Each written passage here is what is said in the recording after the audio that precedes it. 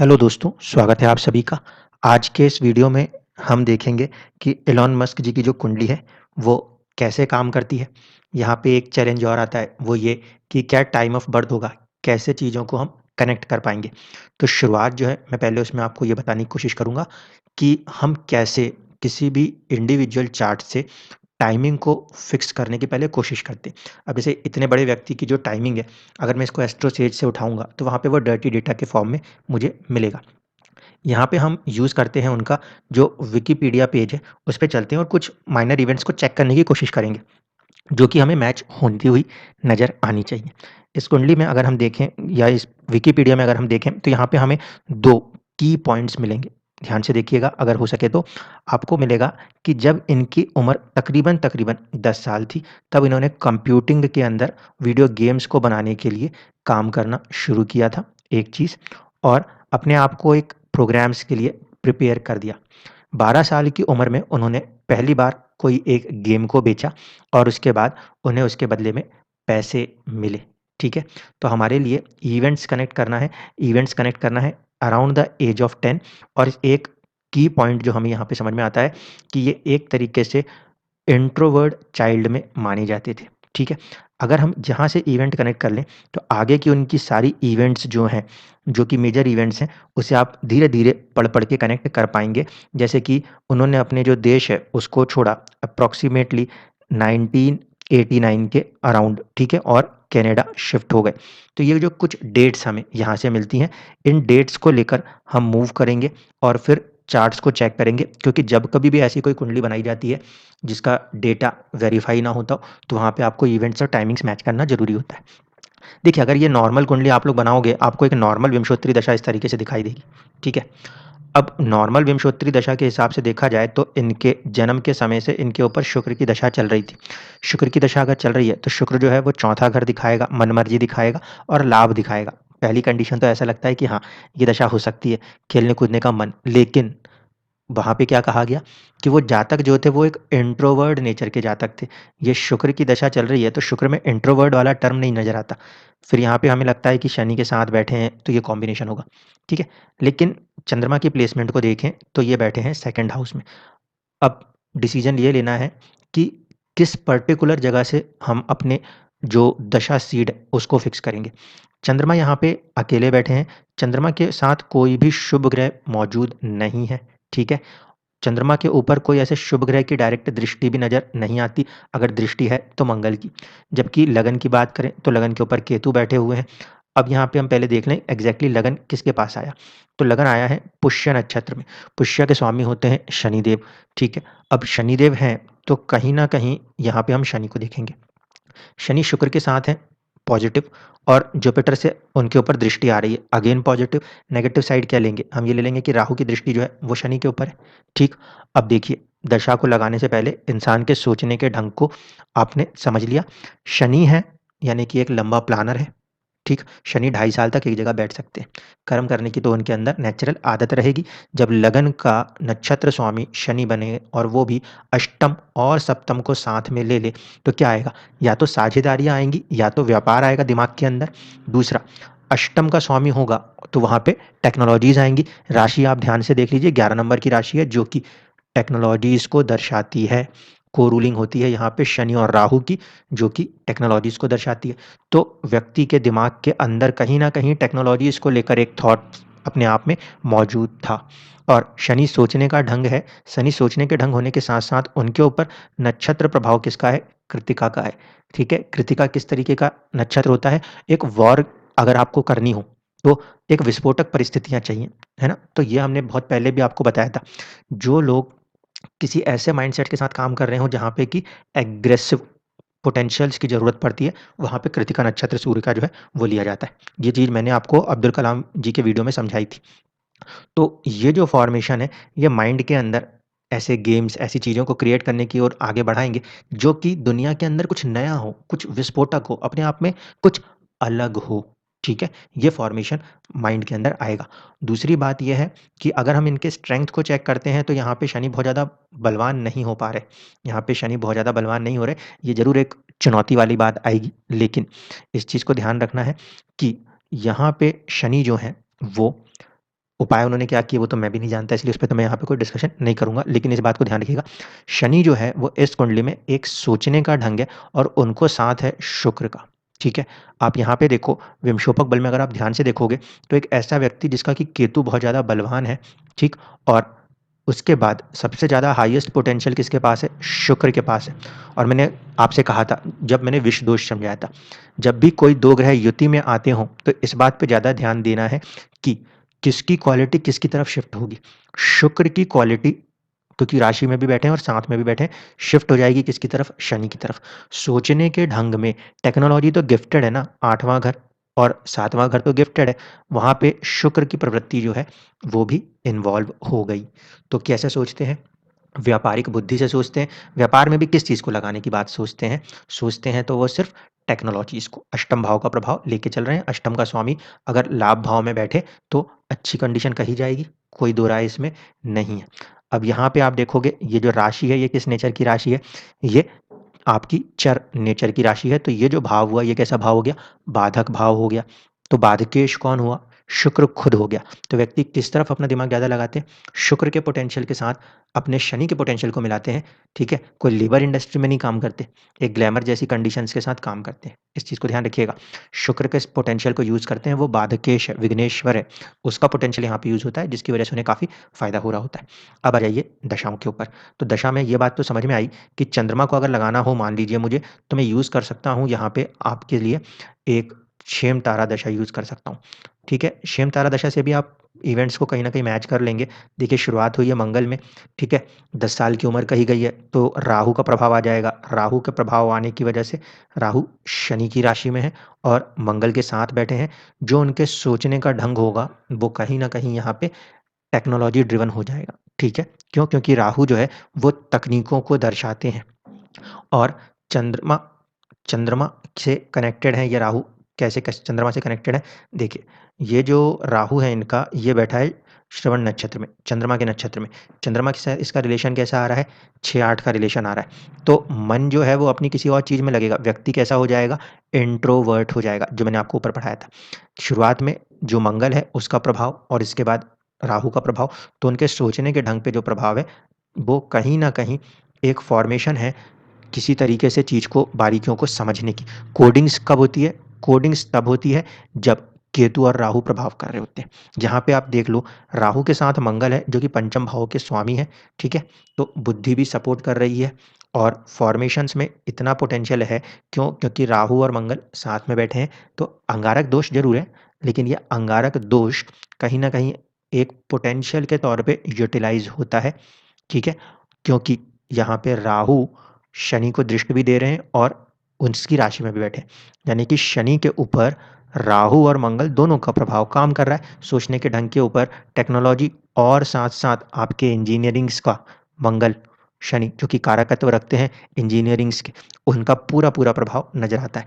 और इस दशा में भी आप देखोगे तो इसके अंदर ही कहीं न कहीं वो 89 तक विदेश में चले जाते हैं। अब ये दशाओं को तो आप यहाँ से लगा लोगे। चंद्रमा में अगर आप लगाते हो तो आप क्षेमतारा लगा सकते हो। लगन से लगाना है तो लगन स्फुट को भी आप यूज़ कर सकते हो। वो ज़्यादा स्ट्रॉन्ग अगर कोई बनेगी यहाँ पे तो वो बनेगी लगन की दशा। क्योंकि लगन की दशा में जब आप इनको देखोगे तो आपको समझ में आएगा व्यक्ति शनि से चल रहे थे, ठीक है? शनि से चलने के बाद बुध के प्रभाव में चले तो ये सारे फ़ॉर्मेशंस होते-होते उन्होंने अपने आप को कहीं न कहीं 89 तक विदेश में मूव ऑन कर लिया। यहाँ पे 12वें घर के स्वामी की दशा है। तीसरा अपने पराक्रम से और 12वां विदेश की तरफ जाना, उसके बाद 9वें भाव लंबी यात्राओं की पूरी पॉसिबिलिटीज़ यहाँ पे बन रही थी, इस पीरियड में ये बाहर चले गए। एक बार इनके नौमांश को इनकी लगन कुंडली से अगर बराबर करके देखेंगे तो आपको नज़र आएगा कि जो ये शनि है सोचने का ढंग है, ये कहीं न कहीं एक तो नवम भाव में बैठे हुए हैं, जो कि बारीकी देंगे किसी भी काम को सोचने की, गुरु की राशि है वहाँ पे। दूसरा राहु से प्रभावित हैं दृष्टि से। ऐसे स्थिति में कहीं न कहीं जो एक थॉट प्रोसेस रहेगी, वो बाहर हट के काम करने की रहेगी, ठीक है? इस वजह से वो पहले तो वहाँ से हटते हैं। उनका जन्म कहाँ का है? South Africa. साउथ अफ्रीका से हटने के बाद वो जाते हैं कनाडा। कनाडा से जाने के बाद वो आते हैं अमेरिका और उसके बाद धीरे-धीरे उनका जो एक पोटेंशियल ग्रोथ है, वो होना शुरू हो जाता है। तो अब मैं यहाँ दशाओं को छोड़ देता हूँ। अब इस चार्ट को थोड़ा-सा एक डेप्थ पे रीड करने की कोशिश करिए। देखिए, फर्स्ट हाउस के अंदर का जो मिड पॉइंट लॉर्ड है वो शनि है, जो कि एक संयम शक्ति देते हैं 2 साल, ढाई साल तक एक ही चीज़ के ऊपर लग के काम करने की। लगन के ऊपर जो प्रभाव है, वो प्रभाव है राहु, मंगल और केतु का, ठीक है? वैसे तो हम यहाँ पे ये कहेंगे कि ये एक तरीके के दोष को दर्शाते हैं, क्यों? क्योंकि एक साथ 3 क्रूर ग्रह केंद्र में मौजूद हैं। लेकिन दूसरे तरफ से अगर हम देखें, तो राहु और मंगल की जो दृष्टि है लगन के ऊपर, वो बहुत ही ब्रिलियंट माइंडेड पर्सन्स को डेवलप करती है। राहु यहाँ पे शनि के प्रभाव को लिए हुए है, क्योंकि राशि शनि की है। ऐसे लोग कहीं न कहीं इंजीनियरिंग टेक्नोलॉजीज़ के अंदर बहुत बड़े महारथी होते हैं। इनका जो पोटेंशियल है, वो क्योंकि शुक्र का प्रभाव लिए हुए है। तो आप अगर देखते हो, इन्होंने टेस्ला मोटर्स के साथ अपने आप को पहले जोड़ा हुआ था, और आप कई बार ये देखते हो कि इन्होंने अपने आप को ट्विटर से और दूसरी चीज़ों के साथ भी बहुत ज़्यादा कनेक्ट करके रखा। ये जो भी सारी चीज़ें कनेक्ट कर रहे हैं, बेसिकली एक प्लेटफ़ॉर्म्स के ऊपर, वो किस आधार पे कर रहे हैं, इसको समझने की कोशिश करिए। देखिए, इस कुंडली के अंदर जो आत्मा है, सोल है, बेसिकली हम ज़्यादा प्रेफ़रेंस इस बात को देते हैं कि आपकी आत्मा करनी क्या है। तो अगर हम यहाँ पे आके इसमें देखेंगे कि इनके सूर्य के ऊपर आर्द्रा का प्रभाव है। आत्मा किस चीज़ को लेके बेचैन हो रही है? अपने आप को पूरी तरीके से फैलाने के लिए। इसलिए व्यक्ति किसी एक काम को पकड़ के वहाँ नहीं रुक रहा है। आत्मा एक काम को लेके किसी चीज़ को अपने आप को होल्ड नहीं कर रही। यहाँ पे एक चीज़ पकड़ी, दूसरे किसी चीज़ में गए, जिप, जिप के बाद कुछ नई कंपनी, कुछ नई के बाद कुछ नई, यानी कि एक वैंडरिंग नेचर अंदर से आत्मा के लेवल पे काम कर रहा है। इस वजह से आप उनको कई सारी चीज़ों के साथ जुड़ते हुए दिख रहे हो। और फिर इसके ऊपर प्रभाव किसका है? तो बुध का प्रभाव है। बुध बेसिकली कम्युनिकेशन को दर्शाता है। 3 नंबर की राशि भी कम्युनिकेशन को दर्शाती है, ठीक है? तो यहाँ पे ये चीज़ पूरी तरह से हो रही है। इस वजह से ये कई सारी चीज़ों में अपने इन्वेस्टमेंट्स को करके वहाँ पे जो भी एक नया आउटकम निकल सकता है, उसे निकाल रहे हैं। ध्यान से देखने वाली बात है, ये कुंडली कोई फाउंडेशन नहीं कर रही। ये कुंडली किसी भी बिज़नेस की फाउंडेशन नहीं कर रही है। ये कुंडली किसी के चल रहे बिजनेस के अंदर अपने आइडियाज़ को लगाकर उसमें एक क्रिएटिव पोटेंशियल को लेकर गेन्स क्रिएट कर रही है। इस बात को आप ध्यान रखना। वो कहीं भी एज़ सच फाउंडर के तौर पे मुझे अभी तक जो मैंने रीड किया उसमें नज़र नहीं आया। ज़्यादातर जो उनका फ़ॉर्मेशन है, वो फ़ॉर्मेशन ये है कि एक कंपनी को उन्होंने खरीदा और उसके अंदर उन्होंने काफ़ी ज़्यादा चेंजेस किए। ऐसा कर के वो ज़्यादातर चीज़ों को कर रहे हैं, और जहाँ तक वो कोडिंग्स और इन सब चीज़ों को कनेक्ट कर रहे हैं, वो राहु केतु के प्रभाव है। यहाँ पे स्ट्रेंथ में इस बात को मैंने आपसे इसलिए कहा था। देखिए, केतु अगर बलवान है तो ये डिटैचमेंट तो दर्शा सकता है, ठीक? लेकिन केतु का बलवान होना, ये बहुत ज़्यादा बलवान नहीं है। 10 जो होता है एवरेज होता है। कम से कम व्यक्ति में इतना तो होना चाहिए, ठीक है? चाहते कम हैं, डिज़ायर्स कम है, लेकिन चीज़ क्या हो रही है? यहाँ पे केतु के प्रभाव की वजह से कंसंट्रेशन, केतु किसके साथ जुड़ते हैं? हम मानते हैं उन्हें गणेश जी के साथ जुड़े हुए, और वो भी कहाँ पर आके बैठे हुए हैं, पताका कहाँ पे बैठी है? लगन के ऊपर बैठी है। तो उनके माइंड का जो कंसंट्रेशन है वो बहुत अच्छा है, इधर-उधर डिस्ट्रैक्ट नहीं होने देता। ये जो कंसंट्रेशन है, ये कौन से नक्षत्र को लेके बैठा हुआ है? ये बुध के नक्षत्र में बैठा हुआ है, तो उसके ऊपर जो प्रभाव है, वो कहीं न कहीं केतु के ऊपर प्रभाव है, अश्लेषा नक्षत्र, बुध के नक्षत्र का, जिसकी वजह से काफ़ी शार्प माइंडेड, बुध के ऊपर केतु का प्रभाव, शार्प माइंडेड है, चीज़ों को बहुत बारीकियों से पकड़ते हैं, बारीकियों से समझते हैं, ठीक है? और उसके बाद काम करते हैं। और जब शनि वाला कोई व्यक्ति होता है, तो वो हर काम को खुद पहले करके देखना चाहता है। उसके बाद वो किसी और के ऊपर चीज़ों को सिखाता है या समझाता है। तो ये नेचर जो है, इनके अंदर मौजूद है। शनि की दृष्टि केतु के ऊपर भी आएगी, तीसरी दृष्टि, मंगल की दृष्टि भी केतु के ऊपर है। यहाँ पे केतु थोड़े से पीड़ित माने जाएँगे, है ना? केतु यहाँ पे पीड़ित माने जाएँगे, क्योंकि शनि की दृष्टि भी है और साथ ही साथ मंगल की दृष्टि भी है। ऐसे स्थिति में जो केतु पूरी दुनिया से मोक्ष की बात करने वाली सिचुएशन नहीं बनने देंगे, इस बात को ध्यान रखिएगा। और दोनों के प्रभाव को लेकर कहीं न कहीं वो आपके फर्स्ट हाउस में बैठे हैं, दोनों के प्रभाव को लेकर ही वो चीज़ों को रिज़ल्ट्स में कन्वर्ट करेंगे। शुक्र क्योंकि बहुत ज़्यादा बल ले रहे हैं, एक चीज़। दूसरा, षडबल के हिसाब से भी देखा जाए, षडबल क्या होता है? प्लैनेट की अपनी प्लेसमेंट्स के कारण स्ट्रेंथ, जबकि विमशोपक बल होता है सभी इंडिविजुअल जो हमारे इम्पोर्टेंट डिविज़नल चार्ट्स हैं, उनके अंदर स्ट्रेंथ। तो अंदर के जितने डिविज़नल चार्ट्स हैं, उसमें शुक्र काफ़ी बलवान है। लेकिन इंडिपेंडेंटली अगर हम देख रहे हैं, तो सूर्य का बल ज़्यादा है, आत्मा का बल ज़्यादा है। इसकी वजह से व्यक्ति अपने आप में खुद एक सेल्फ आइडेंटिटी के रूप में काम कर रहे हैं। एक सेल्फ आइडेंटिटी के रूप में काम कर रहे हैं। दूसरी बात, सूर्य जो है वो कहाँ के स्वामी हैं? सेकंड हाउस लॉर्ड होके 12th में बैठे। तो व्यक्ति कहीं पे भी रिस्क टेकिंग इन्वेस्टमेंट्स से बिल्कुल पीछे नहीं हट रहे। इस बात को ध्यान से समझिएगा। कहीं पे भी वो एक इन्वेस्टमेंट करने से पीछे नहीं हटते। क्यों? क्योंकि एक स्ट्रॉन्ग पोटेंशियल लेके चल रहे हैं, कहीं पे भी डाउन होंगे, अपने लेवल पे दोबारा उसको खड़ा कर सकते हैं। लेकिन इस बात को ध्यान से समझिए, शनि के फॉर्मेशन को नहीं यूज़ कर रहे, किसी चीज़ के फाउंडेशन को नहीं बना रहे। जो चीज़ें चल रही हैं, उसमें क्या कैसे बेहतर किया जा सकता है, इसके ऊपर काम करते हैं। जैसे हम कहते हैं ना कि शुक्र एक मेडिसिन होता है, शुक्र एक वेल्थ होता है। तो जो भी इंडस्ट्री उन्हें को लगती है कि ये थोड़ी-सी अप एंड डाउन जा रही है, उसको एक मेडिसिन की ज़रूरत है, कॉर्पोरेट मेडिसिन की ज़रूरत है। ये वहाँ पे अपना दिमाग चलाते हैं, कॉर्पोरेट मेडिसिन देते हैं और उन कंपनियों उसको ग्रो कराते हैं। एक को बना लेने के बाद उसको बेच के फिर दूसरे पे काम करते हैं। क्यों ये बात आप लोगों को कह रहा हूँ, इस बात को समझिएगा। शनि का एक नेचर होता है, ये हमेशा सेकंड हैंड चीज़ पकड़ के उसको मॉडिफ़ाई करे और आगे बढ़ाए, ऐसा काम शनि वालों को ज़्यादा सूट करता है। और ये भी एग्ज़ैक्टली वही कर रहे हैं। एक चीज़ जो किसी और ने बनाई, किसी और ने थोड़ी-सी चलाई, उसको लेते हैं, उसमें कुछ मॉडिफ़िकेशंस करके ठीक-ठाक करते हैं, अच्छा करते हैं, फिर आगे मूव ऑन करते हैं। अगर ये अपने आप को किसी एक पे ही स्टैटिक कर लेंगे, तो फिर उतनी ग्रोथ नहीं होगी, क्योंकि वो एक सिंगल इंडस्ट्री ड्रिवन रह जाएगी। यहाँ पे ये जो फ़ॉर्मेशन है तो एक तरीके से ये भी पितृदोष जैसा ही फॉर्मेशन कि सूर्य का संबंध राहु से बन रहा है। लेकिन समझने की बात है, देखिए पितृदोष की मैं वीडियो आगे जाके बनाऊँगा। आत्मा का संबंध डिज़ायर से बन रहा है, डिज़ायर का संबंध आत्मा से नहीं बन रहा। आत्मा बहुत ज़्यादा डिज़ायर कर रही है, यहाँ पे ये हो रहा है। अगर राहु का संबंध सूर्य से बनता हो, तो आत्मा के ऊपर डिज़ायर की परतें चढ़ जाती हैं। इस समय ये सूर्य जो हैं, जो कि बलवान ग्रह हैं, वो राहु के नक्षत्र में बैठ के उस नक्षत्र को प्रभावित कर रहे हैं, राहु को प्रभावित कर रहे हैं कि और ज़्यादा से ज़्यादा चीज़ों की तरफ आगे बढ़ना चाहिए। यही कॉम्बिनेशंस में अंतर होता है, जिसके आधार पे ये समझना पड़ता है कि ये योग, ये दोष, जो भी चीज़ें बनती हैं कुंडली में, वो किस लेवल पे काम कर सकती है। यहाँ पे शनि और ये जो इनके शुक्र हैं, ये चंद्रमा से देखेंगे तो दशम में बैठे हैं, इसलिए मन लगाकर काम करते हैं और बहुत अच्छी वेल्थ को क्रिएट कर पाते हैं। क्योंकि फर्स्ट हाउस लॉर्ड जहाँ बैठे हैं, वहाँ पे होरा लगन भी मौजूद है। होरा जो है वो वेल्थ को दर्शाता है, तो फर्स्ट हाउस यानी लगन का जो लॉर्ड बन रहे हैं, उनका संबंध होरा लगन से भी हो रहा है, ये पॉजिटिव है। होरा लगन के स्वामी होने के बाद अगर जो सूर्य हैं, वो 12वें में जा रहे हैं और 12वें के स्वामी के साथ हैं, तो जितना इधर इन्वेस्टमेंट करते हैं, उससे ज़्यादा वो गेन्स को बनाने की क्षमता रखते हैं। इसके साथ-साथ आप ये ध्यान से देखो कि जो यहाँ पे घती लगन है, वहाँ पे गुरु जाके बैठे हुए हैं और गुरु भी नवम भाव के स्वामी हैं। नवम भाव के स्वामी होकर पंचम में बैठे हैं, पंचम में बैठ के घती लगन से भी संबंध बना रहे हैं और साथ-साथ फर्स्ट हाउस को भी देख रहे हैं, ठीक है? तो कहीं न कहीं ये जो चीज़ें हैं, उनको सपोर्ट कर रही हैं। एक चीज़ इसमें और खड़ी होगी, वो भी आपको बता देता हूँ। जैसे कि आप यहाँ पे अगर इनके काल चक्र को देखेंगे, तो इनके जो गुरु हैं, वो एक ऐसी दिशा में बैठे हैं, जिसे हम कहते हैं निऋत्ति। तो इससे क्या फ़ायदा, क्या नुकसान? देखिए, इससे थोड़ी-सी चुनौतियाँ तो आएँगी। थोड़ी चुनौती किस लेवल पे आएँगी कि जो इनका 6th हाउस है, ये डैमेज, और एक तरीके से इनके लिए इनका 9th हाउस जो है, वो भी डैमेज सा माना जाएगा, ठीक है? लेकिन एक बात और समझिएगा, एक तो वक्री है, ठीक है? एक तो वक्री है, यानी कि वक्रत्व बल भी काम कर रहा है।